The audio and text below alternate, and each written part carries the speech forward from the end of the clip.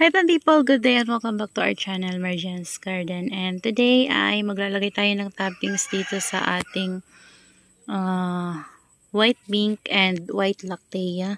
So ito yung toppings nila guys. Diba, tinanggal ko sila dyan sa pot nila kasi nga tinignan ko kung okay ba sila and meron silang problema. So inerdry ko muna guys, nilagyan ko sila ng tango. So ngayon okay na sila. Lalagyan ko na sila ng toppings ulit. Ayan guys, so kailangan natin maglagay ng toppings ulit para naman maganda sila. Papansin nyo, lahat ng kasama nila ay may toppings. Kasi gusto ko talaga guys yung may toppings sila kasi malinis tingnan. Ayan. So yung gamit nating potting mix sa ating mga succulents. Lagi ako may nababasa sa ating comment section kung ano ba daw yung gamit nating potting mix. Lagi ko pong sinasabi kapag nagtatanim tayo, ang gamit natin ay garden soil at fresh rice hull. Or hinhaluan ko sila yung bulok na rice hull guys. Kapag meron ako. Or nag-reuse ako ng mga nagamit ko na potting mix ko. So, hinahaluan ko lang yun ng fresh rice hull tsaka garden soil. Yung garden soil ko po ay hindi ko po binibili. Yung garden soil na ginagamit ko sa kanila ay yung garden soil lang dito sa amin guys. Hindi ako bumibili ng garden soil. Nagugustuhan naman nila yung garden soil dito sa amin.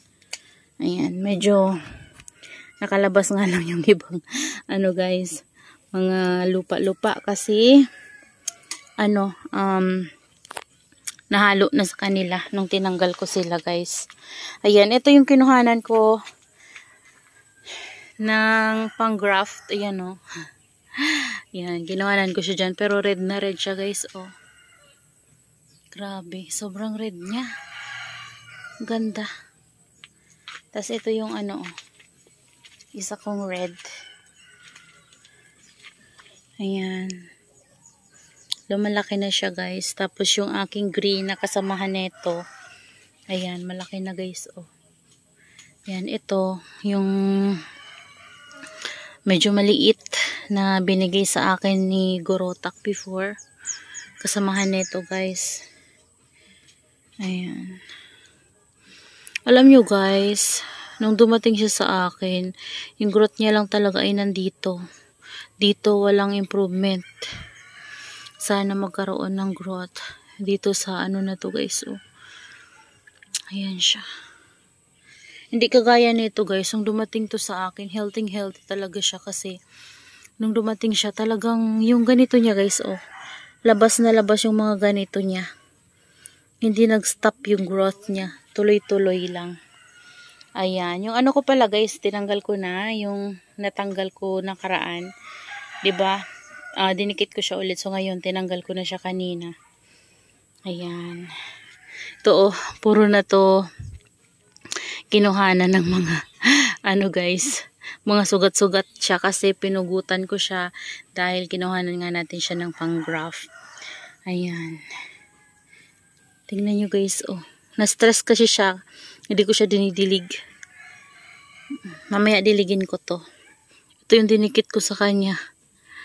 Dikit na siya guys. Ayan, ang laki nito. Ayan. Tapos dito naman, update sa pinugutan natin na variegated purple delight. Ayan guys, oh. Lumalaki na yung babies niya. 3 yung binigay niyang babies. Ayan oh, yung isa sa ilalim. Sana variegated. Ayan, ito talaga wala na yung var niya guys eh. Yan yung pinakamalaking heads niya. Tapos, kinat natin. Kasi nga nawawala yung bar. So, nagbigay siya ng baby. Pero, hindi na talaga siya guys nag-bar. Pero doon, tingnan nyo guys. Oh, may variegated tayo doon. Oh. Ayan. Diba? Dito din, meron tayong variegated. Ayan. Na nga pala guys, oh. Nalalagasan ng leaves. Ayan. Tingnan nyo oh, yung nabuhay dito na galing sa lang, sa bunga nito. Kala ko wala na ako nito eh. Galing lang sa bunga guys. Ayan na siya. So, yan yung update dito sa ating mga succulents. Ito yung mga nasa tall pot natin. So far, so good guys. Okay naman sila. Ayan. Tingnan nyo yung ano niya guys. Oh, full bar. Parang mayroon na naman siyang full bar sa ilalim guys. Hindi ko kasi mapakita ng maayos sa inyo. Ayun oh. Natatakpan siya katabi nito. Ayun sa pinakailalim. Full bar na naman guys. Nag-baby na naman siya full bar. Ayan. Di kasi makita dito eh. Natatakpan talaga siya guys. Ganitong ganito yung color niya oh. Sa ilalim. So, okay lang na natatakpan sila kasi yung full bar ng Super Balm guys, naglalagas siya kapag nainitan siya ng sobra. So, yeah, hindi siya naglalagas kasi natatakpan pa siya nitong mga nasa taas. So, hinahayaan ko lang. Ayan o. Remember, nabili natin siya before na ito lang, tsaka this one. Yan. Mababa pa to guys. Hindi pa to ganito kahaba. Kasi itong mga babies lang to na maliliit. 4 sila. Kasama yung full bar. Pero nauna tong lumaki. Ayan. So, ngayon, tingnan nyo guys. Hindi ko na ma-remember kung kailan ko siya nabili. Pero last year yun guys, kay Ma'am Jenilyn Nasarao of Jenjen's Garden. Yan talaga yung seller ng succulents na wala talaga akong problema sa kanya simulat sa pool. Ang ganda niya mag-air dry. Marami siya magbigay ng freebies. Maganda talaga guys yung service niya. Ayan. Yun yung seller na maire-recommend ko talaga sa inyo. Though ngayon, hindi na ako guys nag-order ng succulents. Pero, ayan, nag-stop kasi muna tayo mag-order ng succulents kasi napakarami ko na guys alaga. Ayan, kung mapapansin nyo, puro na lang tayo propagations ng Purple Delights. Ayan, o, diba? Tapos dito, mga propagations ko na lang yung iba dyan guys. Ang dami kong propagation ng Donkey's Tail. Ayan, Burrito. Tapos this one. O, diba? Isang pahanay na to guys. O. Isang hanay na to na pag ganun. O.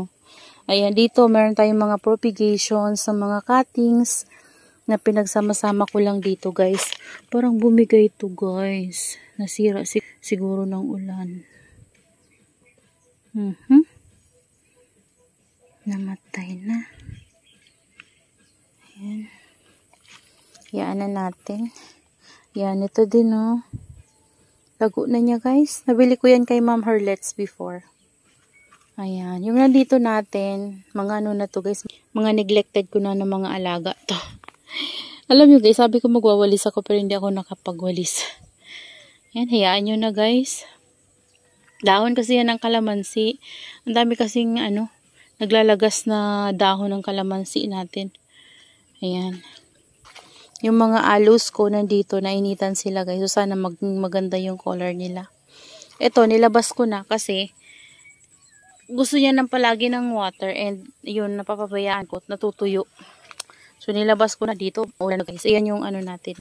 Dito, lumalaki na yung mga babies ng mga melo. Ayan, ito yung baby ng white melo ko guys. Ayan o. Ayan.